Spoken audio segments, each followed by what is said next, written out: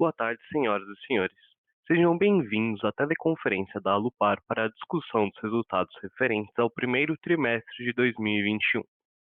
O áudio e os slides dessa teleconferência estão sendo transmitidos simultaneamente pela internet no site de RI da companhia, www.alupar.com.br/ri.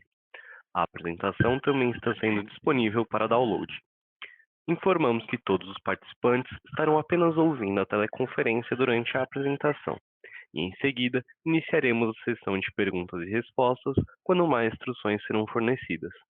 Caso algum dos senhores necessite de alguma assistência durante a conferência, queiram, por favor, solicitar a ajuda de um operador digitando *0. Informamos que previsões acerca de eventos futuros estão sujeitas a riscos e incertezas que podem fazer com que tais expectativas não se concretizem, ou seja, diferentes do esperado. Essas previsões emitem a opinião unicamente na data em que são feitas, e a companhia não se obriga a atualizá-las. Estão presentes nessa teleconferência o Sr. José Luiz de Godoy Pereira, CFO e diretor de Relações com Investidores da Alupar, e o Sr. Luiz Coimbra, gerente de Relações com Investidores. Gostaria agora de passar a palavra ao Sr. José Luiz Godoy, que dará início à apresentação. Por favor, Sr. José Luiz, pode prosseguir. Presentes nessa teleconferência, o Sr. José Luiz de Godoy Pereira. Uma boa tarde a todos. Eu queria agradecer aqui em nome da nossa equipe de RI a presença de todos na apresentação dos resultados do primeiro TRI de 2021 da Alupar Investimento. A gente vai dividir a apresentação em duas etapas. Eu vou fazer a apresentação dos fatos relevantes, atualizar os fatos relevantes da companhia, e depois o Luiz vai passar pelos números, pelos balanços financeiros, né, e para bater o número um pouco com vocês, e finalmente, no final, a gente abre para perguntas e respostas. Então, começando aqui nos fatos relevantes da companhia recentes, né? Nós tivemos o primeiro deles, foi a entrada em operação da TCC. É um projeto de uma linha de transmissão que nós tínhamos, que estava em execução. Esse projeto envolveu duas linhas de transmissão, uma de Governador Valadares a Mutum e outra de Mutum a Rio Novo do Sul, e duas subestações, uma em Rio Novo do Sul e a outra em Mutum. Esse projeto, o cronograma da ANEEL previsto para entrada em operação era fevereiro de 2022, nós conseguimos colocar em operação agora em março de 2021, portanto, estamos tendo uma antecipação em relação ao cronograma da ANEEL de 11 meses. Nós vamos unitizar nesse projeto um CAPEX de 759 milhões de reais, para uma RAP do mesmo ciclo 2021, de 165 milhões, o que dá uma relação entre RAP e CAPEX de 22%. Bom, uma segunda atualização, que eu acho que é um fato relevante para vocês aí, é que a gente teve a nossa assembleia no dia 27 de abril agora de 2021, na qual nós declaramos dividendos de 28 centavos por ação, o que corresponde a 84 centavos por unit. Esses dividendos serão pagos agora em 30 de maio, 30 de agosto e 30 de novembro. Então, acho que isso é uma questão aí para os acionistas bastante relevante aí. O terceiro ponto, que eu acho também que é um ponto importante, né, de destaque, é que nós concluímos agora também em abril o follow-on, né, a saída do FI-FGTS. O FI-FGTS era acionista da companhia, ele detinha 35 milhões de units, 35.162 milhões de units, e isso correspondia mais ou menos a 12% do capital total da companhia. Ele resolveu fazer a venda dessas ações, foi feito através de um processo competitivo de mercado, um follow-on secundário, né, convencional. Foi uma operação que teve um sucesso bastante relevante. A precificação saiu a preço de tela, sem nenhum desconto, e com prêmio de 3,2% em relação à média ponderada de preço dos 60 dias anteriores à data da precificação. A venda foi feita por um valor de 896 milhões de reais. E, finalmente, eu queria dar uma atualizada do status geral, para quem está seguindo a apresentação, né? Se vocês olharem na página 6, a gente dá um status geral aqui dos projetos em execução, né? Nós temos 3 projetos em execução nesse momento. O projeto que ainda não estão operando, né? Então, o primeiro projeto é o projeto da TSM, que é uma linha que vai aqui do São Paulo ao Rio de Janeiro, passando pelo Vale do Paraíba. E aí está o status do projeto. Nós já temos o grande desafio desse projeto era a questão fundiária, para uma região extremamente complexa. Nós já temos 100% do fundiário concluído. Já contratamos todos os equipamentos, já está tudo entregue em loco, execução em pleno vapor, e nós já estamos com avanço físico da construção de 72%. O cronograma da ANEEL para este projeto é agosto de 2022, e nós estamos agora em maio de 2021, já com 72% de avanço. Temos uma expectativa boa de antecipar esse projeto. O segundo projeto em execução é o projeto da AEST, né? Esse projeto é um projeto de uma parceria entre a Alupar e Taesa, né? Por um veículo do que a gente chama de TBE. E esse projeto ele está caminhando. A gente não tem expectativa, né? Desde o início não planejamos fazer nenhum tipo de antecipação nesse projeto, porque teria uma questão de receita, né? Nós não teríamos vantagem de recebimento da receita se esse projeto fosse antecipado. Então nós estamos caminhando no cronograma da ANEEL. Já estamos aí com o fundiário 100% resolvido e um avanço físico da obra em 67%. A nossa expectativa é concluir esse projeto da AEST aqui até o final desse ano. E o terceiro projeto que está em execução é o projeto da Colômbia, da TCE. A licença ainda não foi emitida, nós temos discutido bastante com os órgãos ambientais, teve todo um impacto da Covid, que atrasou bastante os processos todos lá. A gente já tinha expectativa de que essa licença tivesse sido emitida, porém, por diversas razões e por diversas questões, ainda não foi. Nós já estamos trabalhando de qualquer forma, né, e nunca paramos de trabalhar no fundiário. Já estamos com 83% das propriedades adquiridas e contratadas. São muitas propriedades, então era um desafio bastante grande. Nós já estamos praticamente com tudo concluído, né? E aguardando a licença. Estamos com uma expectativa boa de conseguir a licença num prazo relativamente curto. Essa licença está atrasada por todas essas questões que eu mencionei antes para vocês, mas a gente está com uma expectativa boa que isso deve se resolver proximamente. Agora eu vou passar, então, a apresentação para o Luiz Coimbra, que ele vai bater aqui os números do balanço, né, dos demonstrativos financeiros. E aí, no final, a gente abre para perguntas e respostas. Obrigado. Boa tarde a todos e obrigado pela participação no call de resultados do primeiro trimestre de 2021 da Alupar. Eu vou começar minha apresentação aqui no slide 8, passando os principais highlights dos números em IFRS. Então, começando pela receita líquida societária, ela totalizou 1.601,5 milhões nesse trimestre, um crescimento de 22,8% quando comparado aos mesmos números do primeiro trimestre de 2020. Essa variação é explicada basicamente por 2 fatores. O primeiro é o reconhecimento de 517 milhões decorrente da correção monetária do ativo contratual, principalmente dos ativos que são indexados ao IGPM, e o segundo ponto é o reconhecimento de 128 milhões em razão da antecipação de 11 meses da entrada em operação da transmissora TCC. Nesse gráfico embaixo, a gente demonstra que o EBITDA ele totalizou 1.108,1 milhões, frente aos 698,7 que foram registrados no primeiro trimestre de 2020.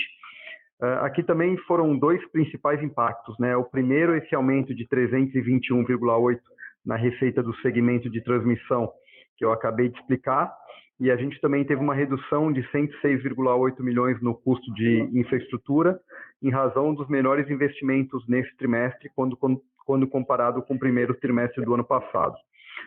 Olhando aqui esse último gráfico do lado direito superior, a gente demonstra a abertura do lucro. Então, o lucro societário ele totalizou 323,4 milhões, um crescimento de 52,8% quando comparado aos números do primeiro TRI 20.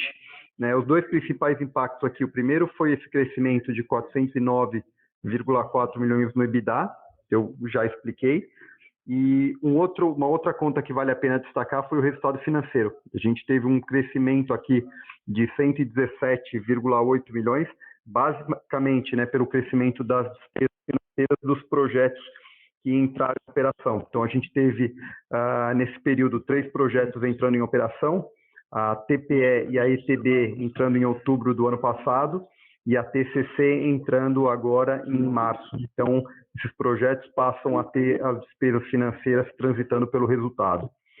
Passando agora para o próximo slide, a gente demonstra os números regulatórios.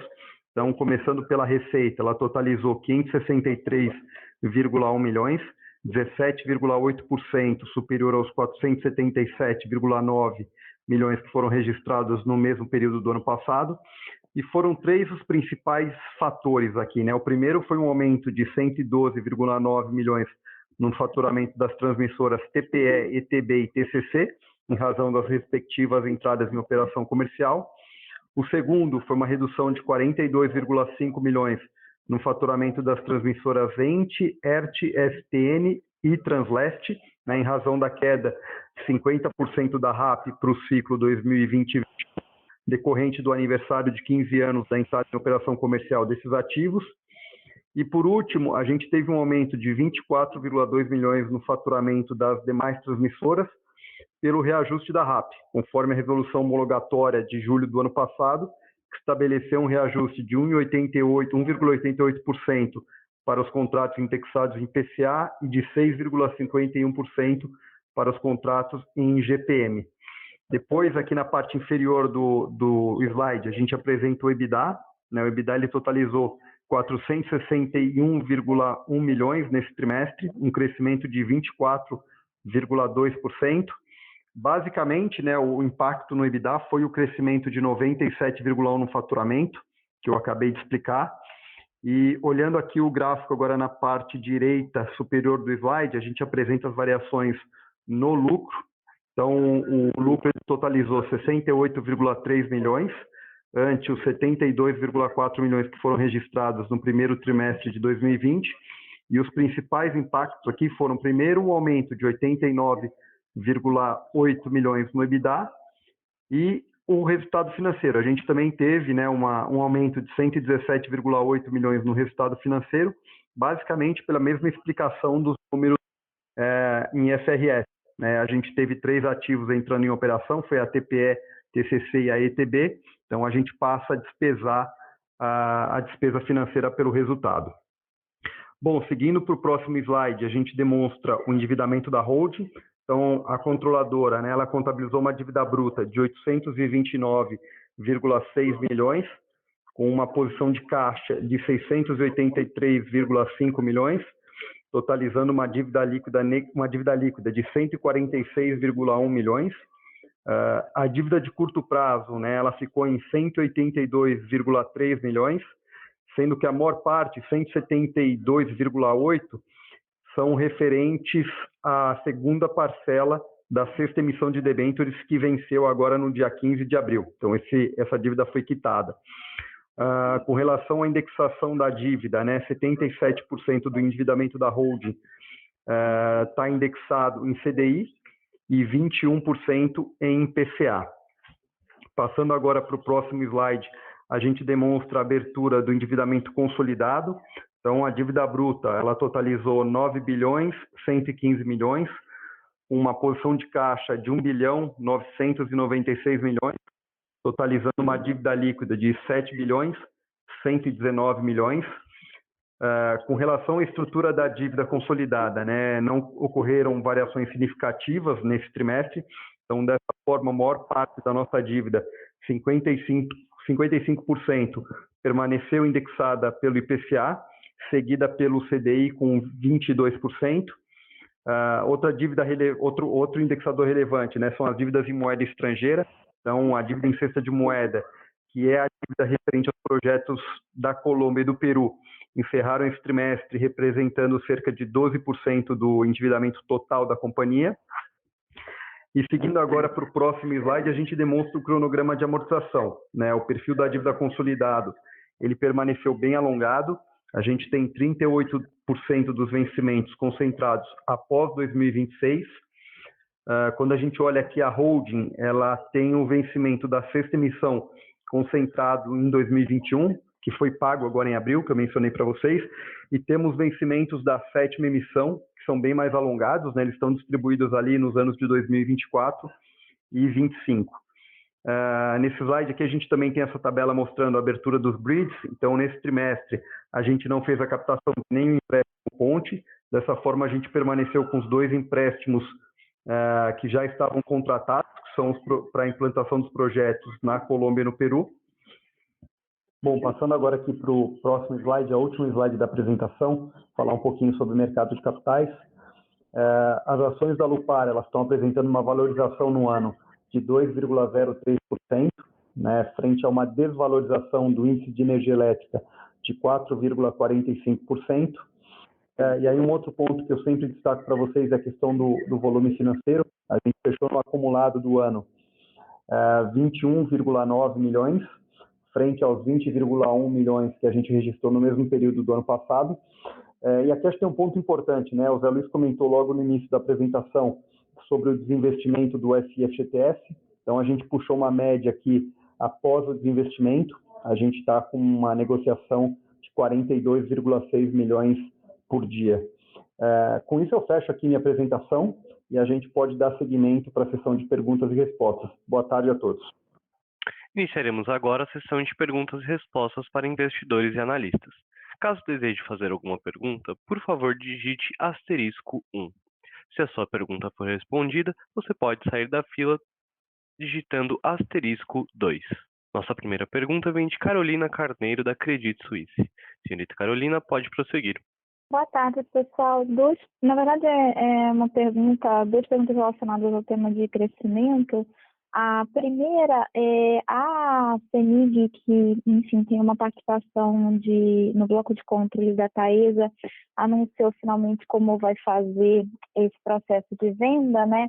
Eu queria que vocês relembrassem a gente como que funciona o acordo no caso dos ativos TBE, até em luz aí do formato que foi escolhido pela CEMIG de fazer as ações em leilão, né? Como que seria feito o passo no dia 2, né, após a venda da participação da CEMIG, como poderia acontecer esse processo de possível investimento na parte de vocês, né, da compra adicional do stake da Taesa na TBE, e como que seria dado o processo de avaliação até desse stake, se ele teria que ter alguma conexão com o próprio leilão de venda da participação da CEMIG na Taesa. E o segundo, em relação à atualização dos investimentos em novas renováveis que vocês estão fazendo, colocação de portfólio, enfim, o que tem de atualização sobre os projetos. Obrigada. Oi, Carol, tudo bem? Então, a CEMIG anunciou, né? Ela está com esse plano aí de vender a participação dela da Taesa. Eu acho que ela tem alguns pontos aí que acho que são relevantes, que tem que ser discutidos, né, nessa transação, e desses pontos, eu acho que essa questão é uma delas, né, que é a questão da TBE, que a gente tem uma parceria, e aí a gente está aberto a todas as possibilidades. Aí existem as 3 alternativas na mesa, né, uma é fazer um lançamento, a outra é uma aquisição dos ativos de TBE, eventual, ou a outra, a terceira, é simplesmente ficar sócio do novo adquirente de Taesa, né? Continuar do jeito que está. A TBE é uma empresa muito saudável, gera um caixa. As empresas lá, né? Que a TBE é uma marca, né? São várias SPS gera caixa, uma empresa super redonda e tal. Então, eu acho que as três possibilidades estão na mesa, acho que não tem nada definido, até porque tem algumas questões ainda, né? Tem a questão da ISA, né? Como é que a ISA exerce o direito de preferência na aquisição, que é um ponto relevante, e como é que é a interpretação do tag-along, no caso da saída de CEMIG do bloco de controle ali, né? Se isso seria avaliado pela CVM como uma mudança de controle ou não, né? Então, eu acho que esses são os três grandes pontos aí. Eu acho que de todos o mais simples de resolver é a TBE, eu acho que é relativamente simples, não tem grandes, mas as alternativas estão postas na mesa, a gente tem conversado com eles, mas não tem ainda nada definitivo aí para te dizer, até porque eles precisam ter tudo, imagino que eles precisam ter todos os pontos aí superados para que eles possam seguir adiante, né? Você falou com relação a novos investimentos, a gente continua participando de todas as oportunidades que aparecem, temos olhado algumas coisas de M&A, temos olhado os projetos aí Greenfield, estamos começando agora um parque eólico ali no Rio Grande do Norte, começando a execução. Então, a gente tem olhado e tem participado. Vamos continuar olhando e tentar pegar as oportunidades aí melhores que aparecerem. Obrigada, tá certo. Nossa próxima pergunta vem de André Sampaio, do Santander. Senhor André, pode prosseguir. Boa tarde. Eu gostaria de fazer, na verdade, um follow-up na pergunta da Carol em relação a essa discussão dos cruzamentos. Queria entender um pouquinho melhor de vocês como que isso funcionaria, como que isso potencialmente funcionaria, e se isso exclui automaticamente a possibilidade de vocês comprarem o restante da TBE. O descruzamento, na verdade, a TBE são acho que 10 CNPJs, né? 9 ou 10 CNPJs, né? Então, cada CNPJ tem o seu acordo de acionistas e o descruzamento seria basicamente a gente dividir em blocos, né? E aí um vende participações para o outro na medida que Taesa saia com 100% do bloco e a gente saia com 100% do outro bloco. Isso tem que ser analisado, porque tem uma série de questões que tem que ser avaliadas, né? Tem questões de financiamento, tem questões de covenants financeiros, tem uma série de questões que tem que ser questões fiscais, então tem uma série de questões que tem que ser bem avaliadas, tanto para nós, tanto para o nosso lado, quanto para o lado deles, né? Se a gente fizer um descruzamento, aí nesse caso ele ficaria com 100% de parte dos ativos e a gente também, quer dizer, não teria sentido essa preferência de aquisição aí, né? No caso do stake dele. Se fosse essa a alternativa, né? Perfeito, obrigado. Lembrando, para fazer perguntas, basta digitar *1.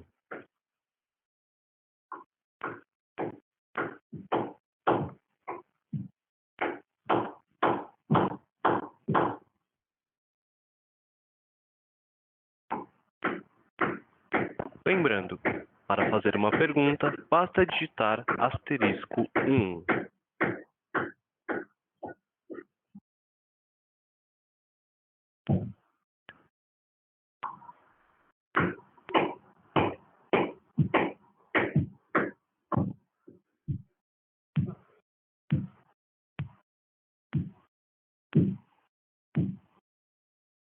A sessão de perguntas e respostas está encerrada. Gostaríamos de passar a palavra ao Sr. José Luiz para que faça as considerações finais da companhia. Então, mais uma vez, obrigado a todos e contamos com vocês na apresentação aí dos números do segundo TRI. Colocamos a equipe à nossa disposição, de quem tiver alguma questão para esclarecer, alguma dúvida, fica à vontade para entrar em contato com a nossa equipe de RI. Então, uma boa tarde e até breve. A teleconferência da Lupar está encerrada. Agradecemos a participação de todos e tenham uma boa tarde.